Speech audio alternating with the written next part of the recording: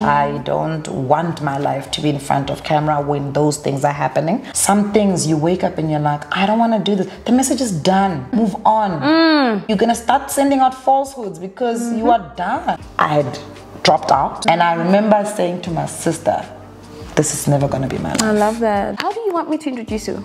Just Nicolette. The titles don't matter. That's so beautiful. Daily Teta. You're going to meet my real life today. Like, I am that boring. Meet her in real life.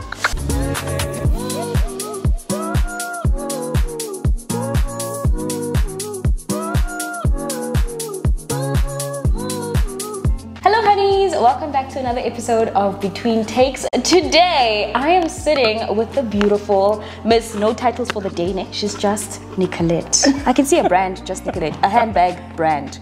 Yes. Remember there's a Colette one? Yes, yes there is. Nicolette's a bit long, it's 9 letters. It's gonna cost me a lot in terms of production. You'll charge us, baby, and we'll pay. Are you well? I'm good. I think I'm good. I think I'm in a good space. How are you? I'm good. You basically like the busiest guest I have. Never. And not that everyone else is not busy, but then there's like, I needed to schedule you and you still made it on time. Firstly, you still made time for today. I was just like, what? Like you shoot every day? Yeah, but I'm off the TV show now. Since when? So okay. There were no scandals before, so we're gonna talk about that. There's literally, she's too clean. So tell me about you growing up. Were you always this confident? Like, because you are very confident. Really? You think I'm You confident? walk in a room and people will notice. Whether or not you notice, people will notice that Nicolette is here. I've been in rooms that you've been in, you probably didn't even notice me. However, I've always noticed you. Really? Yes. Oh, yeah, but this wasn't me trying to fish for compliments. I'm serious. You walk into a room and the atmosphere changes. Were you always that kid in like primary school, high school? I think we had to. We had to become those children. So I'm from Bushbuckridge and so Bushbuckridge, if anybody knows where Bushbuckridge is, I mean it's... My mom was a manager at Mogul's in Bush. At Mogul. Oh my God. Don't say anything. She was a whole manager. It's very difficult to find services there. So good schools, my parents are very much education forward, you know? So couldn't find good schools. So at age, we're actually talking about this with my friends this morning and I'm like, my biggest trauma with white people is that they made me repeat grade 4 and I'll never forget it. I could be a year ahead in my entire life. For English? No, because I was too young. So I had moved from Ewem and we were going to Nelspruit Primary. So now I feel raw because Victory Park was definitely an upgrade from Ewem. Oh, please, a huge upgrade. Huge. Was Wem even a school? Like, let's be fair. Like, that man named it after himself. Like, why are you naming schools after yourself? Like, stop it. It was not grade school. So I went to Wem, and then in 1997, I had to go to grade 5, but I was turning 8. So the white teachers were like, she's way too young for grade 4. So my sister and I had to repeat. She had to repeat grade 6. I had to repeat grade 4. But I still think it's such a big, like, it's a regret. Like, what could I, like, my life could be a year ahead. It's okay. But it's fine. My path is my path, right? So we had to move. Nelspruit Primary didn't have a boarding school, so my sister and I had to live in a flat. At that age? At that age, she was 10, I was 8, and we had to live with my dad. But obviously, he's now trying to manage my mom at home at Bushi, and she had just moved in with one of his brothers who was who had a mental condition. So there was a lot for my family at that time, and I think Bridget and I had to somehow figure out how to just be and take care of ourselves. We went to Nelspruit Primary. So remember now, you must imagine we're from Bushbuckridge, Mapulana. We're going to Nelspruit Primary. The black kids are speaking Isiswati. The white kids are speaking English. So you're in between and you don't speak any of these two languages and you're basically lost. But it's Bush na yeah, basically. If you land in Bushbuckridge and you don't speak any of those languages, you go, yeah, you're like, okay, you fit in. Yeah. So it was tough. And I think it's more hyper confidence. Is that a word? Yep. And it's a trauma response. I don't think it's I don't think I'm comfortable in it. I think I have to be confident because I don't have a choice.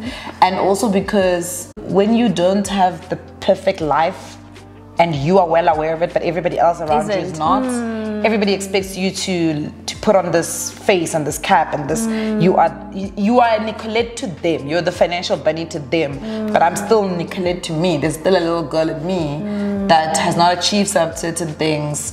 So, but when I go out into the world thinks I have achieved those things, or according to them and what they perceive me of.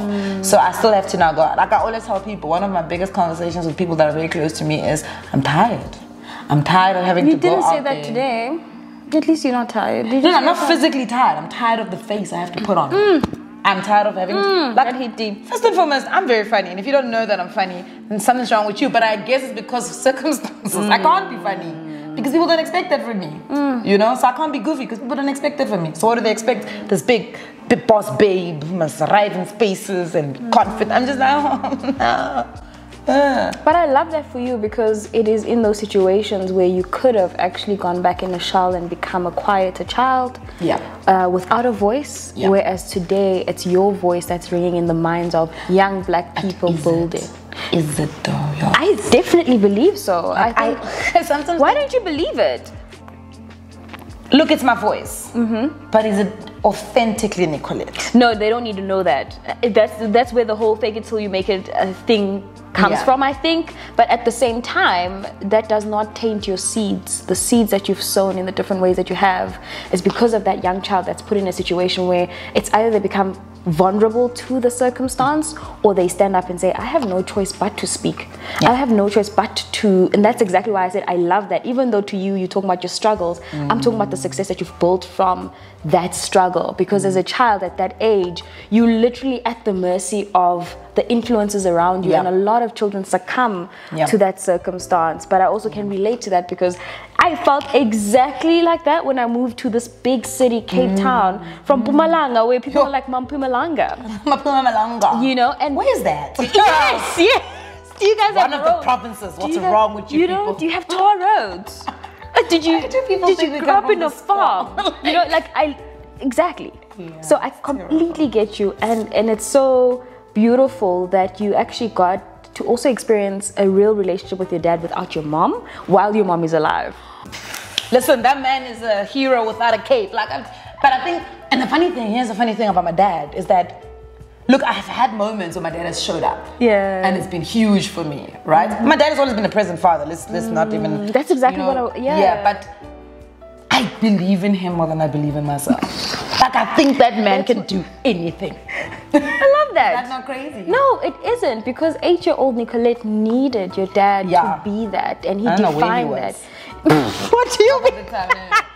Was that guy? I've got a very complicated relationship with my parents. My mom and I only started really getting close as I got older. Same. So my dad was always, they will say, you, Nicolette and her father, Nicolette and her papa, Wana papa, you know? So, and there were things that my mom would do when I was young that I didn't understand. Why are you shouting? She was that kid. Why are you hitting us? Me, I couldn't even ask that. You, the second born was. Yes. See, my brother's the second born. He could say why. Me, I must just take the shouting. I could not, she would chase me to hit me because I don't want to bark. Why are you doing this? Such a last born thing to do. What are you doing? And only now I realize that a lot of her responses were, it's so funny because it's a guy that I really like. And he's like a reflection of my dad. He's like you like him now? That guy, I've always liked him. But when I got to know him, I realized he's a reflection of my dad. And the things that he does to me, I realized what my mom was experiencing with my dad. Like, he's got a way of loving that for me is very weird. And it's so funny because I'm fully my mom's child. Like, I'm actually, my mom and I are exactly the same person. That's why you guys didn't. Yes. Yeah. And so now when I see that what this guy does, I'm like, this is what my dad does. Like, you know, that tough love that we don't communicate, we don't do it. And I'm like, oh my God, you're like my dad. And I'm starting to see why my mom used to act out on certain things. And I'm like, shame. I'm sorry. Like, I want to apologize to her. So that was my upbringing. We're not an intimate family. You gotta get your things practical. Done. And when you are done with this goal, what is the next one? We're not celebrating you doing what you're supposed to do. And I think also it was very next thing. Yes, and it was, okay, Sharp, we've done this. What's the next thing? You've done this. What's the next thing? And my dad always, you come home with 80%, you say, where's the 20%? Okay, those black parents. You say, I'm a prefect. Oh, why you know the head girl? So it was very like that. And my dad really fancies himself as the most educated and the most smartest man in the world, which also explains my educational complex. So there's a lot that I think if I had to go to a therapist, they'll say, ooh, and then how can we fix this? Yeah, and I'm like, stop creating problems within problems. Also, a couple of years ago, my sister went to therapy, and it's so funny. I read this on Twitter the other day, and it said, you can have the same parents but not the same child or upbringing. Yes, that's true. And I was like, oh, you can have the same mom and not the same mothers. And I was like, this is very true. Because my sister has a whole thing about how her life was. I even had to ask at some point, was she sexually did she get sexually assaulted by my father? And it's not. She just has a very different relationship with him. And same way I've got a very different relationship with my mom that she has. So we are like kids in the same house, but our relationships are so different with our parents. That is hectic. So our upbringing, we would never be, I mean, yeah, there'll be like common things, but we sound like kids that were brought up in two different families. I can definitely relate as well. Like me, my brother, my sister. Firstly, my sister grew up technically in Cape Town. Yes, so that's all she knows. Then my mom went scouting. Yeah. For like 6 months, she disappeared. New Year's, where's mom? She went to Cape Town, and obviously at the time we didn't know what was going on. She was preparing for the move. You know, I'm in grade 5, and now whenever we talk about it, it's like my sister was lost. Like, what are you talking about? She doesn't know what went down. She's just like, oh, we moved to Cape Town, yay! You know, big city. Grade 1. Cape Town. Crash, pre-primary, you know. And that's the thing, you know, and parents maybe think that confiding in their firstborn is probably the best thing because this is the firstborn. But in reality, you isolate your middle kid even more because now I feel like I'm not worthy of knowing it. And I think maybe parents are trying to shelter and shield you from the trauma. Like I remember once my dad was sick. And my mom didn't tell me, and I was like, I felt really like left out. Like you just feel like, okay, so am I not part of this family? Like what y'all doing? When I look at your life, you've carried that theme from a young age to where you are now. You seem like a practical person. I may be wrong, but you seem like very goal-oriented, and if this is not done, this needs to be done. I'm a steps and orders person. Do you think that's a strong or big part, whether you view it as positive or negative, of your adulthood now? In my friendships, obviously, I'm the friend that, please don't come tell me your problems unless you want a solution. You're kidding me? I don't like people that come and they don't want solutions. Like, do you want a solution or are you here for a pity party? Because we can do the pity party, but not with me. I'm uninvited. Like, I don't do, and my friends know that, and I appreciate that they appreciate that. Because I am not that type of a person. My brain automatically goes to, so what do we do now, right? I listen, I'll sit there judging you, and then I'll be like, okay, so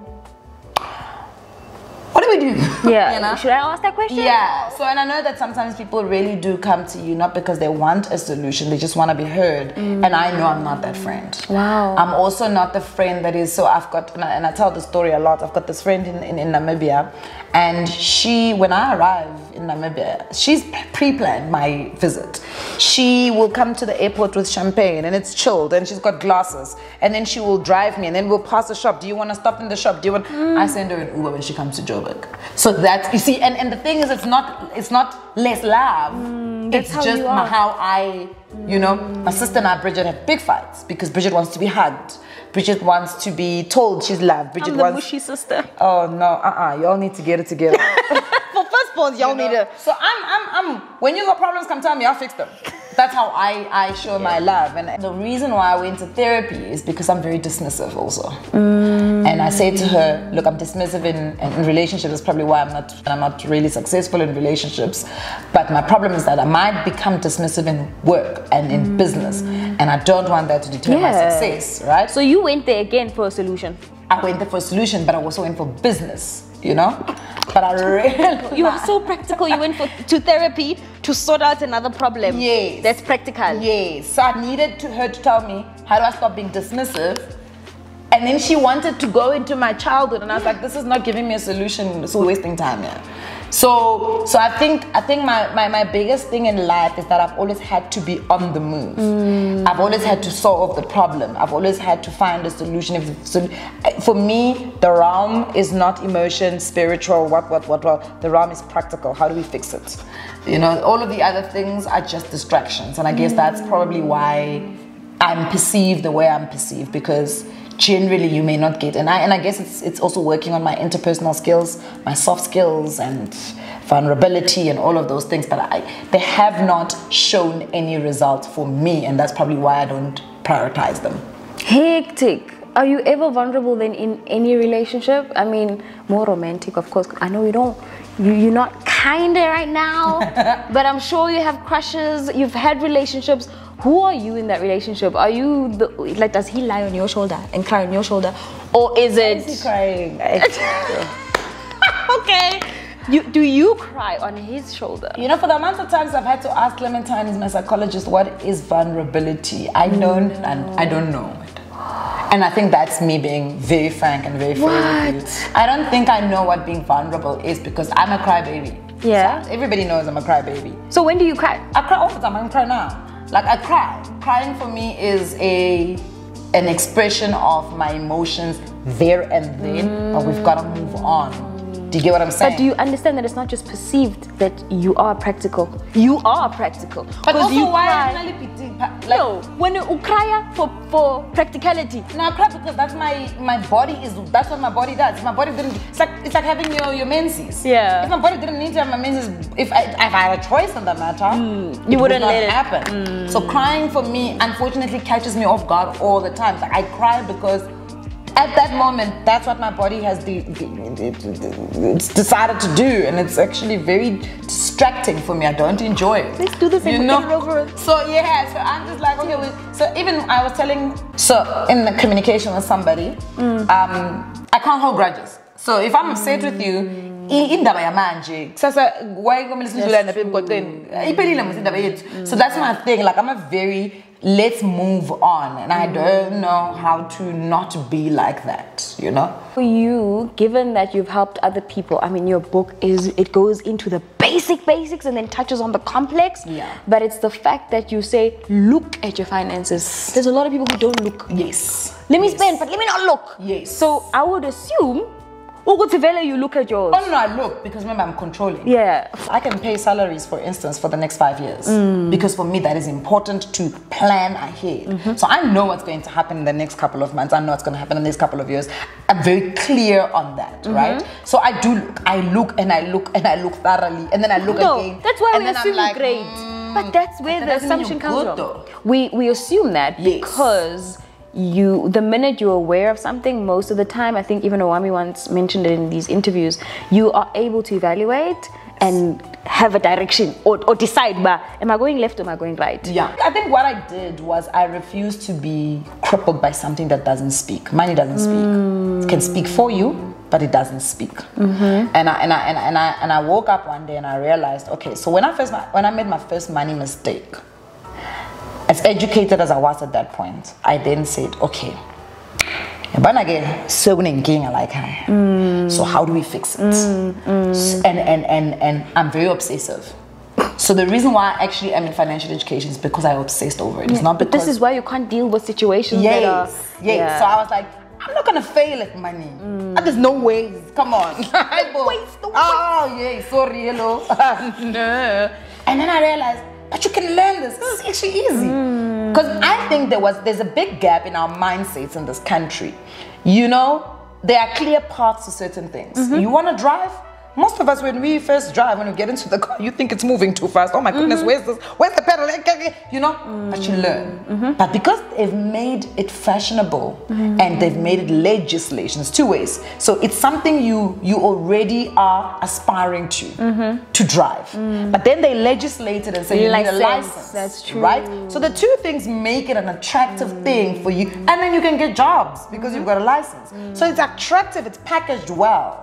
Finance should have been that. They should have given us a license. You should be legislated to get a license to be able to go and open a credit account. You should not be opening a credit account without the license, because actually, how are you measuring my competence? You're measuring my competence on a credit score that I was never prepared for. In some pockets of South Africa, people still don't know there's a thing called the credit score, but they are measured on it to be able to get a loan. So I think because there was never the formal structure in South Africa, and then when I realized that, but we can create it, we can make this, because the education is there. It's not difficult to access the education. So I think that was it. But I think this was also from a spiritual level. I think it was laid long ago in my life.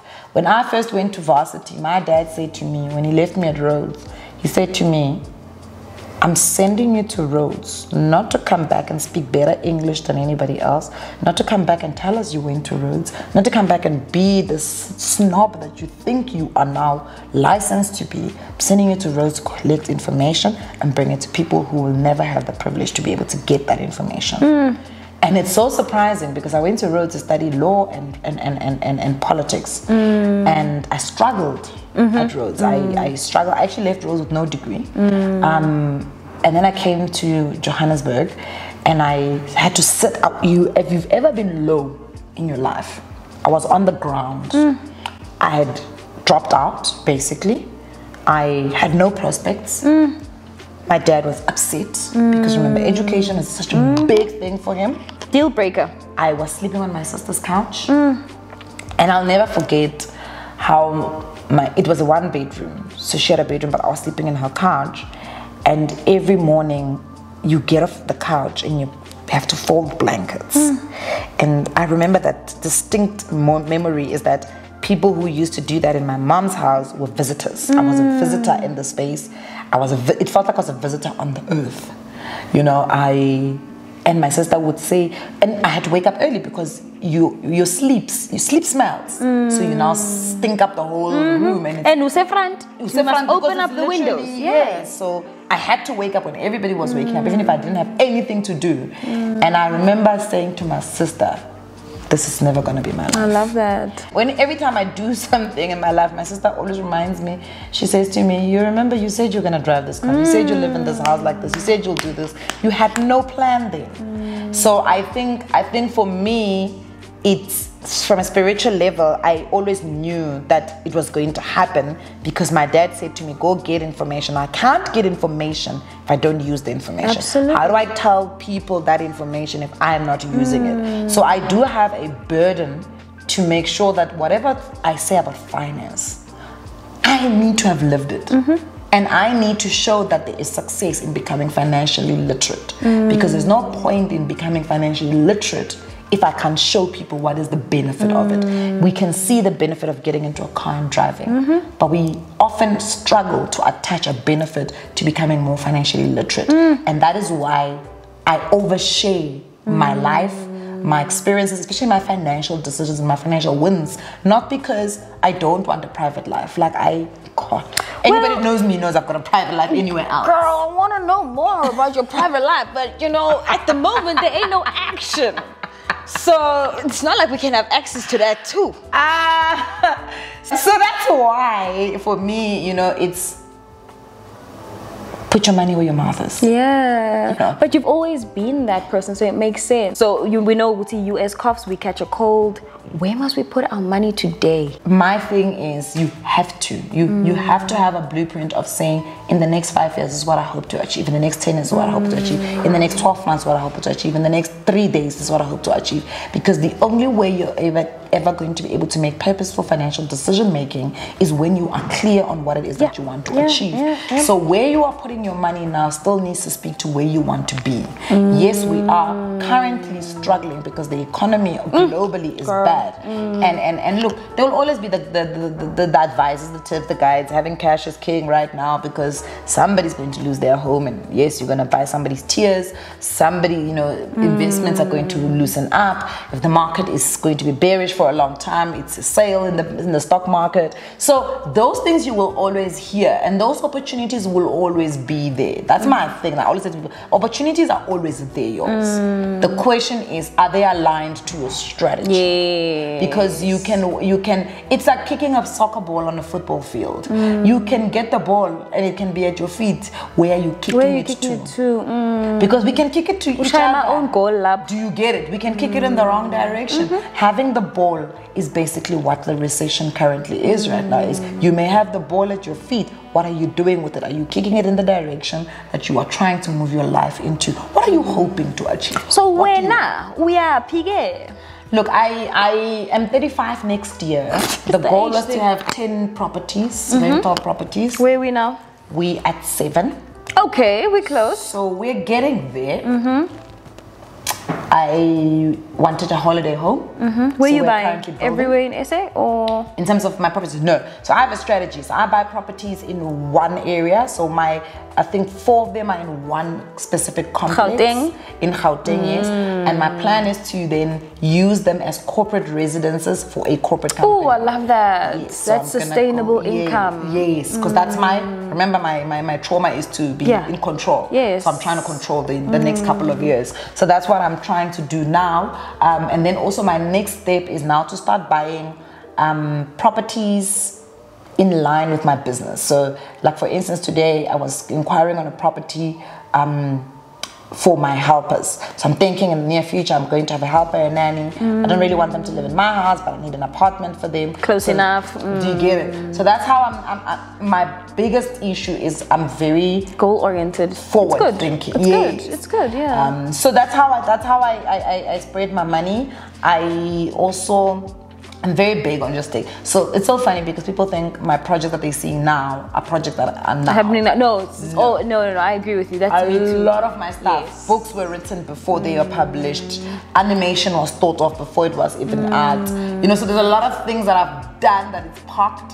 So I've got projects that I can and look, it's a very big privilege to be able to have the funds to bring those types of things into reality. Yeah, release and not to depend on them to make money. I think that's my thing. Again, it's a control issue. I don't want a project of mine to be judged, its success or failure to be judged based on how the market at that point perceives it. For me, some of those projects are for me. I love that. I mean, I can relate again to my YouTube channel. It always goes back to like, where is Yolz and what is Yolz now? Like, where did you see your channel? If I'm not seeing it go where I wanted to go, let me just recalibrate. Let me go back to who I am. What are the things I wanted to do? And one of those things were always this. I've always, my first video talks about, you know, stepping into the front seat of your life and driving it to where you want to be. That's exactly what Between Takes is. I want to know the stories. And I always, whenever I looked up to people and didn't even find role models, I was like, what happened in between? Well, where's the story? You know, everyone's got a story. Everyone's got a story to tell, and in fact, as humans, we're built to remember stories. Absolutely. We grow from stories. That's why our nation, sometimes I think, because our parents didn't experience or learn the financial acumen that our white counterparts did from like a young age. That's why there's a huge gap in our stories when it comes to financial literacy, financial decisions, talking about money in the household. So it's those gaps that I've always wanted to fill for myself, for my children, and for the younger generation that doesn't know it's possible until they hear it from our mouths, you know, to their ears. Hopefully, they'll take it from here and actually make that move, because and making a move is the theme of your life. What's the next move? What are you doing with your life? Love that. What do you want to do? And I'm a firm believer in do whatever it is that you want to do. If you wake up tomorrow and you decide I don't want to do this anymore, you don't. I don't even care how it's going to be perceived, who's going to say what. Some things you wake up and you're like, I don't want to do this. The message is done. Move on. You're gonna start sending out falsehoods because you are done. False prophets. Do you get it? They're not supposed to be where they are right now. And move on with your life. That's very true. You know, so I am a firm. I left my corporate job at a time when people probably didn't believe I should have left, but I left. I was like, I'm done. TV, I left. I said, I'm done. What happened to you? I had left. I left for various reasons. I left because, so I think for me, the first reason was I had said I want to get off TV. I want to get off. The goal-oriented person in you. You get it? But this is not part of my vision board anymore. Yeah, but for the next step of my life, I want to be a mom, I want to be a wife, and I don't think TV is part of that package. I don't want my life to be in front of camera when those things are happening. And because I plan to get married in September next year, so I had said 6 months before I get married, I must be off TV totally. And I've taken that step maybe, 11 months before. And it's to prepare myself for it, right? To also figure out in the 5 extra months, is it something I'm going to crave and I'm going to want to go back? back, and I don't want to have regrets. Oh, I love that. So that was very important for me. There's also, it was, the working conditions were not great. It was starting to become something that I woke up and I dreaded doing every morning. And it wasn't because you never want that. Yeah, and it wasn't because of the work. And it's sad because I never really got to say goodbye to people. Nicolette! So this is the first time that I publicly say I'm off TV now. You just decided and that was it? No, it was that. In fact, I left in May. I had made a decision, then they asked me to come and finish the season. I went back to finish the season, but I was done. I knew I was done. And then obviously, it was just taking too much of my time. I could not quantify the rate. Yeah, you know, when you've worked and you've created an hourly rate of return, internal ROI was diminishing. They connect. You like internal rate of return was just going. So I was like, it's time. And you know what? And that's why I say to you, God was not whispering me to go back to TV anymore. And I figured I was done. I did what I needed to do.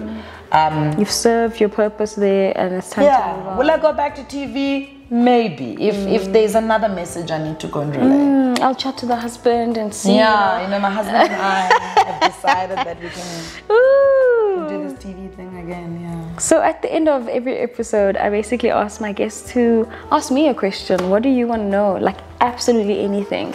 What's the craziest rumor that you've ever heard about yourself? Jeez! I hear a lot about myself and I'm like, what?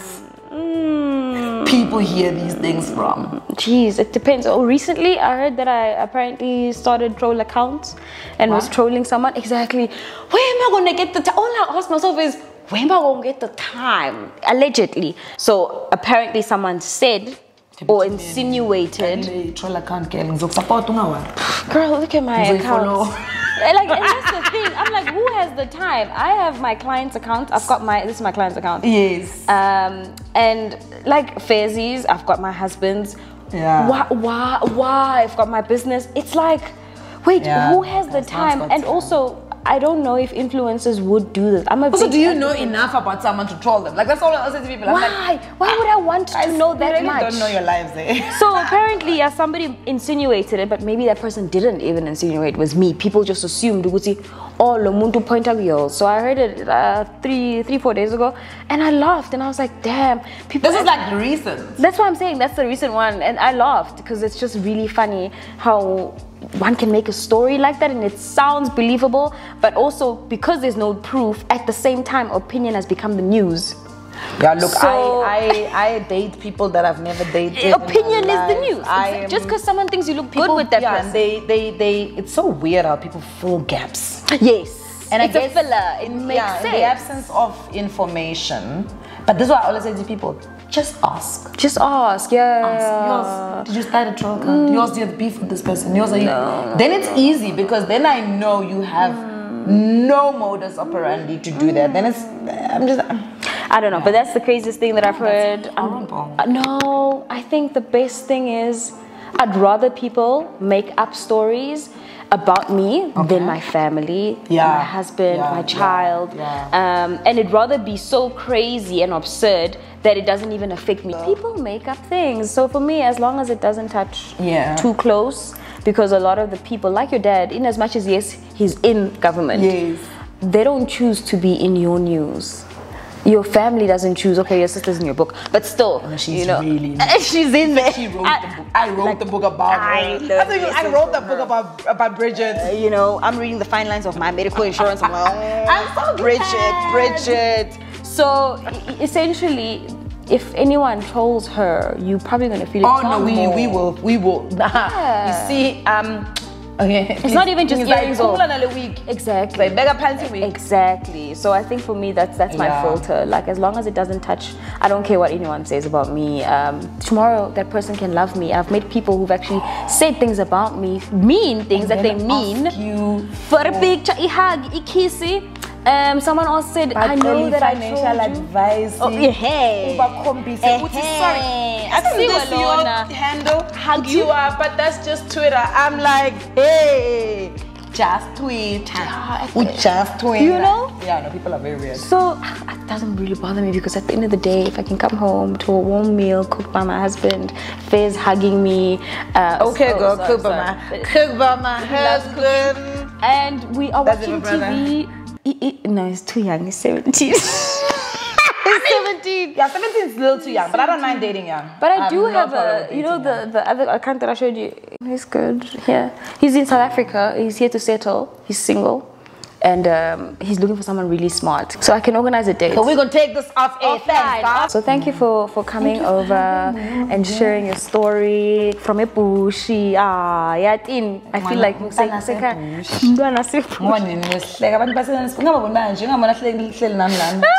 we were the bottom of the bottom. Really? Yeah. No, but that's just like Hills View, bruh. Okay, I know. Oh, I cannot. I'm so sorry. Anyway, check us out on our socials. You know where to find us. Nicolette Mashile here on YouTube. Subscribe to our channel. Or is it financial bunny? I saw that you took out fitness there. Yeah, because we... Another story. We had a whole legal matter. Just financial bunny. And Yolz channel on YouTube. And yeah, check all her socials out. But also in the comment section, let us know what was your biggest takeaway from today's conversation. I love you guys so much, and we cannot wait to have another episode of Between Takes. Tina, from now, I'm gonna hook her up with men, so we gotta leave real quick. I love you guys. Wow. So much. Bye. Wow. Sorry to the guys who are in my talking stages. I'm so sorry. Jeez. God's making me look bad. You know.